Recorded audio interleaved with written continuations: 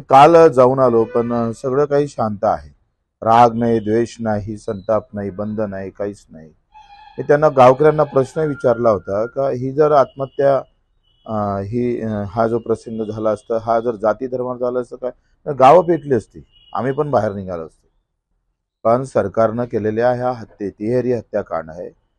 निवळ दाम्पत्यच मेलं नाही, तर त्या आमच्या माऊलीतल्या पोटातलं बाळ सुद्धा मेलेलं आहे. आणि तिथे आम्ही आता रक्तदान करून या सरकारचा निषेध करतो आहे. हे हत्याकांड आहे, तिहेरी हत्याकांड आहे आणि त्याचा गावागावात निषेध झाला पाहिजे.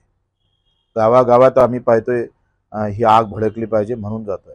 कर्जमाफीचा मुद्दा घेऊन तुम्ही लढताय, वाटतं सरकार कर्जमाफी करावं लागेल, त्यांच्या बापाले करावं लागेल. महाराष्ट्रातील सर्व बातम्यांचे विश्वासार्ह व्यासपीठ, सकाळच्या सर्व सोशल मीडिया प्लॅटफॉर्मला लाईक, फॉलो आणि सबस्क्राईब करा. तसंच सर्व नोटिफिकेशनसाठी बेल आयकॉन प्रेस करायला विसरू नका.